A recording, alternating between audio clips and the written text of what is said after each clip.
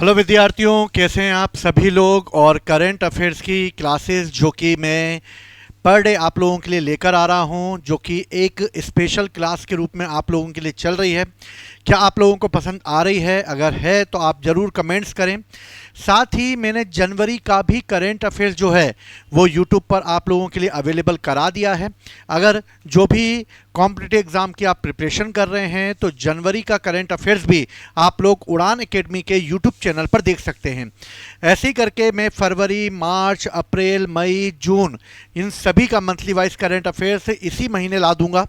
साथ ही इससे ये होगा कि 3 से 4 घंटे अगर हम एक महीने का करंट अफेयर्स देखते हैं तो ये आपके लिए 110% मैं श्योर कर सकता हूं कि करंट अफेयर्स की एक भी क्लास जो या एक भी क्वेश्चन जो है वो आपके रेंज से बाहर नहीं जाएगा। तो कोशिश मेरी पूरी रहेगी, इसलिए एक एक क्वेश्चन को, स्पीडी को, रोजगार निर्माण को, अन्य हिंदू को, इन सबको आधार बनाकर मैंने एक स्पेशल जो है वो एमसीक्यू सीरीज आप लोगों के लिए लेकर आया हूं, जिसमें सभी का करंट अफेयर सम्मिलित किया गया है। चाहे आप किसी भी एग्जाम की तैयारी क्यों ना कर रहे हों, ये करंट अफेयर्स आपके लिए बहुत बहुत इंपॉर्टेंट होगा। तो चलिए चालू करते हैं हम लोग इसी करंट अफेयर्स की जुलाई की इस श्रृंखला को, जिसे हम पर डे के तौर पर कर रहे थे। बाकी फिर में से एक साथ भी लेकर आऊंगा। तो चलिए चालू करते हैं हम लोग 20 जुलाई 2026 के करंट अफेयर्स को। अगर हम देखें तो इस समय जो मोस्ट इंपॉर्टेंट फैक्ट हमारे सामने हैं, जो कि एग्जाम के पॉइंट ऑफ व्यू से इंपॉर्टेंट है। पहला, उत्तराखंड की पहली जीआई टैग उत्पाद गैलरी हल्द्वानी में शुरू की गई है। तो याद रखिएगा, उत्तराखंड ने अपनी पहली जीआई टैग, यानी जीआई टैग की अगर बात की जाए तो इस समय जो है कई ऐसे क्षेत्र हैं जिनको जीआई टैग दिया गया है उनकी भौगोलिक पहचान के आधार पर। तो बेसिकली उन्होंने जितने भी उत्तराखंड के जीआई टैग हैं उनकी एक उत्पाद गैलरी उन्होंने हल्द्वानी में, हाथ धो के आना, जीआई टैग मिला है इसलिए भैया गलती हो जाएगी लोगों से, तो हाथ धो के आना गलत ना हो जाए, इसलिए हल्द्वानी में रखा गया है। मोस्ट इंपॉर्टेंट है, याद रखना इस बात को। कहाँ रखा गया है? हल्द्वानी में रखा गया है, इसलिए मोस्ट इंपॉर्टेंट है कि आपको ये याद करना पड़ेगा। ठीक है, तो हल्द्वानी का याद रखना मोस्ट इंपॉर्टेंट है, कोई दिक्कत वाली बात ही नहीं है, एंजॉय वाली बात है। ठीक है, तो हल्द्वानी में रखा गया है, जिसमें राष्ट्रीय और अंतर्राष्ट्रीय सभी स्तर के जो हैं इसमें शामिल किए गए हैं उत्पाद, यानी सभी राष्ट्रीय अंतर्राष्ट्रीय स्तर के जितने भी उत्पाद हैं सभी इसमें शामिल किए जाएंगे। भारत में जीआई टैग 2004-05 से लिया जाता है और पहली बार इसे दार्जिलिंग चाय को दिया गया था। उत्तराखंड में जीआई उत्पादों में तेज पत्ता, बासमती चावल, एपन कला और रिंगाल शिल्प जो है वो शामिल किए गए हैं। तो मोस्ट इंपॉर्टेंट, हाथ धोकर आना, जीआई टैग की उत्पाद श्रेणी हम लगा रहे हैं। ठीक है, पहला क्वेश्चन याद हो जाएगा। चलो आगे बढ़ते हैं। नीति आयोग ने, ये क्वेश्चन हम पहले भी पढ़ चुके हैं, नीति आयोग ने अपने निवेश अनुकूलता सूचकांक 2026 में प्रथम स्थान किसे मिला है? तो भैया निवेश तो गुजरात में ही हो रहा है भैया, क्योंकि राज्य ही गुजरात का है, इसलिए इन्वेस्टमेंट जो हो रहा है वो गुजरात में हो रहा है। आप इसे पीडीएफ को हिंदी और इंग्लिश दोनों में प्राप्त कर सकते हैं। इसके लिए आप हमारा उड़ान एकेडमी का टेलीग्राम चैनल ज्वाइन कर सकते हैं, जिसमें आपको ये इंग्लिश और हिंदी दोनों में अवेलेबल हो जाएगा। ठीक है, तो गुजरात में हुआ है। सेकेंड, अगर हम इसकी बात करते हैं तो इस समय मोस्ट इंपॉर्टेंट जो है निवेश जो किया जाएगा वो प्रथम स्थान किसको मिलेगा? तो भैया गुजरात को ही मिलेगा, क्योंकि निवेश कहां पर होगा? तो निवेश तो भैया गुजरात में ही किया जाएगा। चलिए ठीक है, तो जीआई टैग का रजिस्ट्रेशन चेन्नई में किया जाता है, याद रखना, पढ़ चुके हम लोग।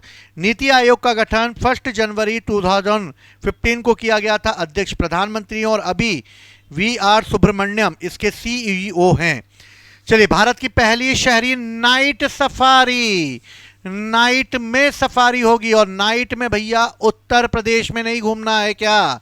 नाइट सफारी करने हम उत्तर प्रदेश में घूमेंगे, तभी तो हमें लखनऊ के कुकरेल रिजर्व फॉरेस्ट में जो है नाइट सफारी देखने को मिलेगी, कुकरेल में, और ये दुनिया की 5वीं नाइट सफारी होगी।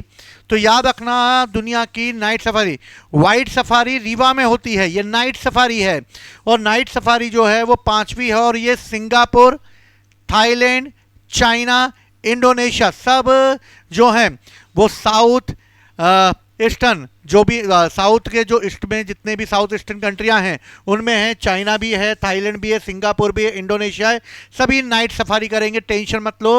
उत्तर प्रदेश को भी नाइट सफारी का दर्जा दे दिया गया है। तो भैया नाइट सफारी कहां पर होगी? तो नाइट सफारी जो होगी वो होगी उत्तर प्रदेश में। चलिए नेक्स्ट क्वेश्चन पर आते हैं जल्दी से हम लोग। नेक्स्ट क्वेश्चन क्या है? भारत का पहला जियोथर्मल कुआं कहां पर खोला गया है? तो भारत का पहला जियोथर्मल कुआं कहां पर शुरू किया गया? तो जियोथर्मल है भैया, जमीन खोद कर निकाल लेंगे हम जियोथर्मल। तो हम जाएंगे उसके लिए लख लख बधाइयां देने कि भैया जियोथर्मल निकाल लिया, लख लख बधाइयां आपको। लद्दाख में खोज लिया है हमने, और लद्दाख में समुद्र तल से लगभग 14,000 फीट की ऊंचाई पर जाकर ओएनजीसी ने 1,000 मीटर तक की गहराई तक खोदा है, जिससे 1 मेगावाट भूतापीय ऊर्जा का मार्ग प्रशस्त हो गया है। तो मोस्ट मोस्ट मोस्ट इंपॉर्टेंट है कि हमने पहला जियोथर्मल कुआं, लख लख बधाइयां हो आप लोगों को। ठीक है, चलिए अब हम चालू करते हैं। मोस्ट इंपॉर्टेंट फैक्ट है, याद रखिएगा इस बात को। ठीक है, मोस्ट इंपॉर्टेंट।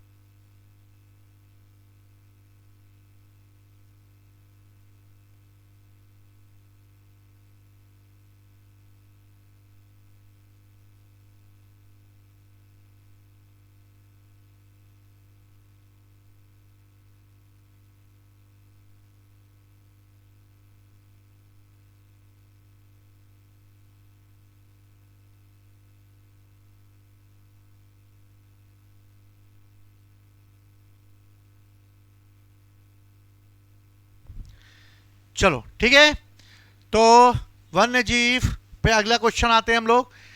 भारतीय वन्यजीव परिस्थितिकी सम्मेलन का दूसरा संस्करण कहां आयोजित किया गया? तो भैया second Indian wild life ecology conference जो हुई है वन्य जीवों के लिए, भैया अशोक ने क्या कह दिया था?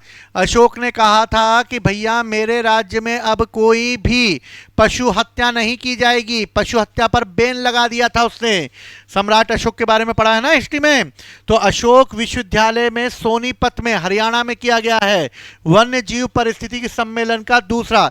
तो वन्य जीवी यानी कि वाइल्ड लाइफ इकोलॉजी बनाए रखने की बात करी थी अशोक ने, इसलिए ऐसा कर दिया उसने। चलो, नालम टीम या टीएम हो सकता है ये नालम टीम यानी तमिलनाडु कर लेंगे इसको। तो तमिलनाडु, नालम मतलब तमिलनाडु। और सरकारी अस्पतालों में अब ढांचे को अपग्रेड किया जाएगा और इसके लिए नालम टीम पोर्टल लॉन्च किया गया है। मोस्ट इंपॉर्टेंट है, याद रखिएगा सरकारी अस्पतालों के ढांचे को अपग्रेड करने के लिए।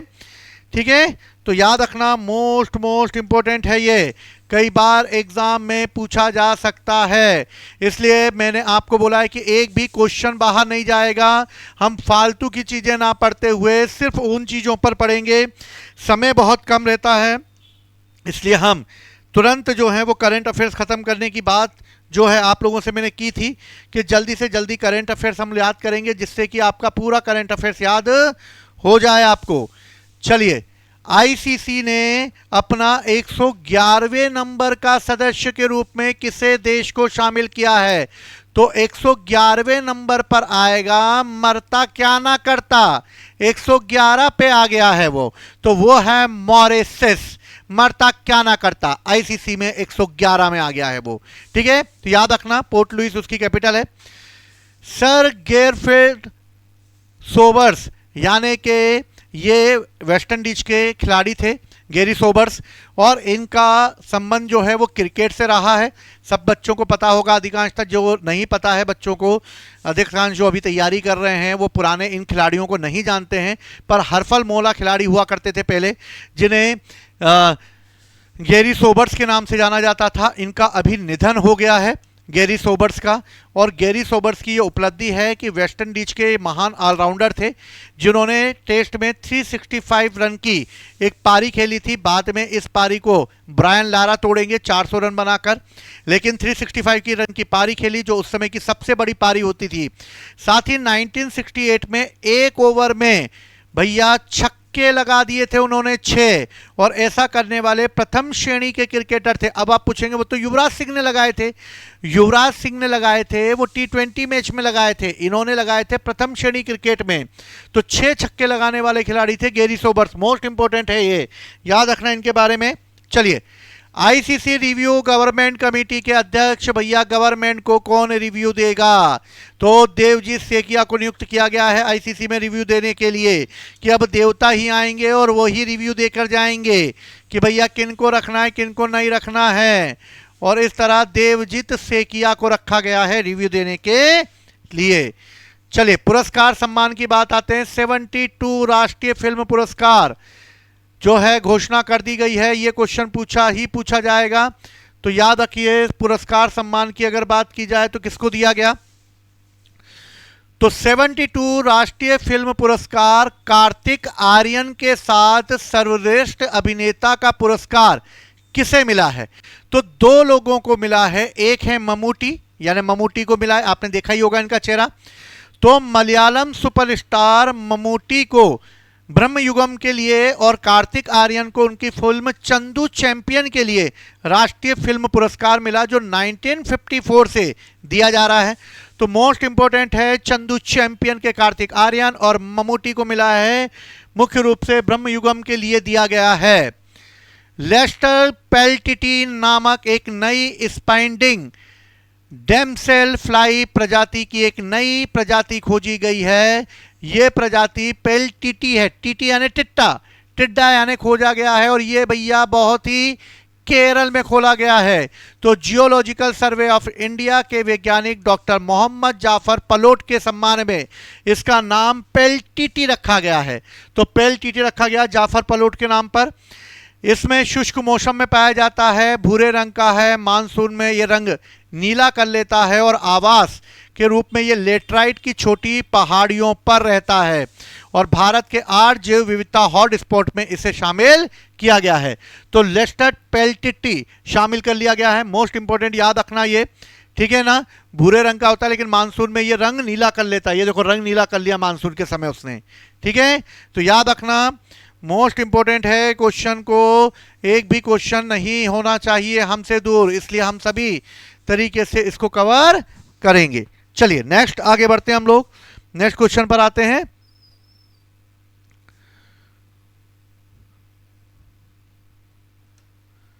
ठीक है, नेक्स्ट क्वेश्चन पर आते हैं। नेक्स्ट क्वेश्चन क्या है एग्जाम के पॉइंट ऑफ व्यू से, आगे बढ़ते हैं हम लोग। चलो, एक क्वेश्चन है संस्कृत मंत्रालय के तहत पूछा गया है, और यह पूछा गया है कि इस समय रामायण मास किस राज्य में मनाया जाता है? तो भैया रामायण मास मनाया जाएगा केरल में।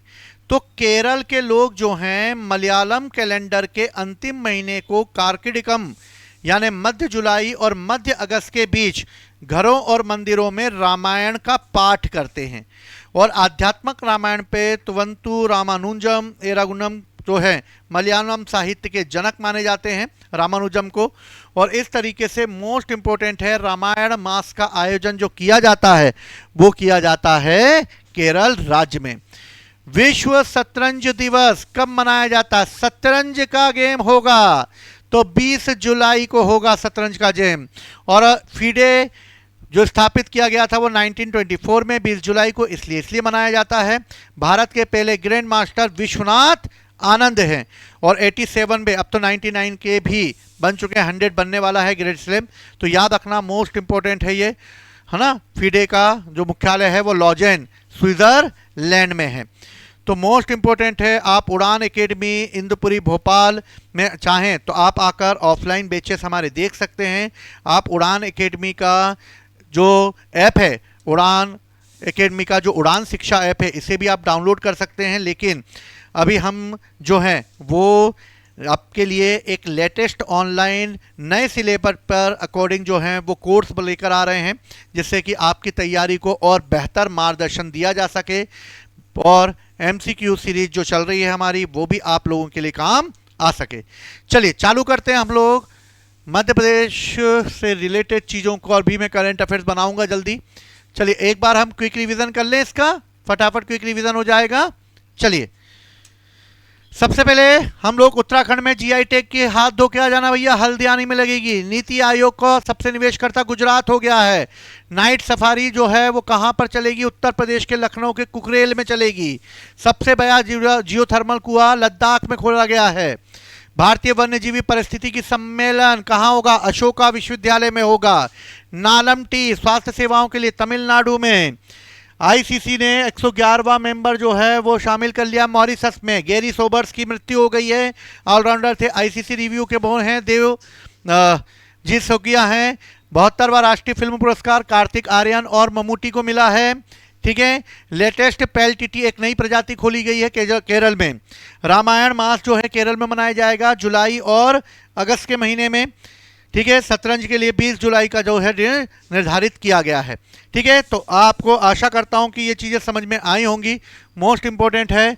ठीक है। अगर आप तैयारी कर रहे हैं बेहतर तरीके से, अगर आप उड़ान एकेडमी का ऑफलाइन बैच भी ज्वाइन कर सकते हैं, और उड़ान एकेडमी जो है एमपीपीएससी 2027 को टारगेट करते हुए अपने न्यू बैचेस स्टार्ट कर रही है।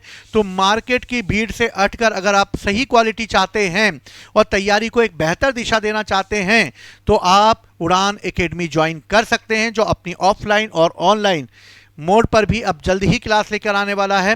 46 अर्चना टावर बिहाइंड कोमा जो क्रोमा है सी सेक्टर इंदुपुरी, यहाँ पर आप जो हैं वो हमारी ऑफलाइन बैचेस ज्वाइन कर सकते हैं। ऑनलाइन भी बैचेस जल्दी से चालू हो जाएंगे हमारे। ठीक है। चाहे आप एमपीएसआई, एसएससी, रेलवे, बैंकिंग की भी अगर प्रिपरेशन कर रहे हैं तो इसी को टारगेट करते हुए न्यू बैचेस हमारे जल्दी ही ऑफलाइन में चालू हो चुके हैं। ऑनलाइन भी जल्दी से आप लोगों को उड़ान शिक्षा ऐप पर अवेलेबल हो जाएंगे। तो उड़ान शिक्षा ऐप आप डाउनलोड कर सकते हैं। उड़ान एकेडमी ऐप पर जाकर आप हमारा टेलीग्राम चैनल भी ज्वाइन कर सकते हैं। तो इसी के साथ हम मिलते हैं अपनी नेक्स्ट क्लास में, और आशा करता हूं कि आप लोगों को क्लास समझ में आ रही होगी। तो साथ ही अगर अपनी तैयारी को बेहतर करना है, क्योंकि हमारा स्लोगन ये है, प्रयास हमारा, सफलता आपकी। जय हिंद, जय भारत।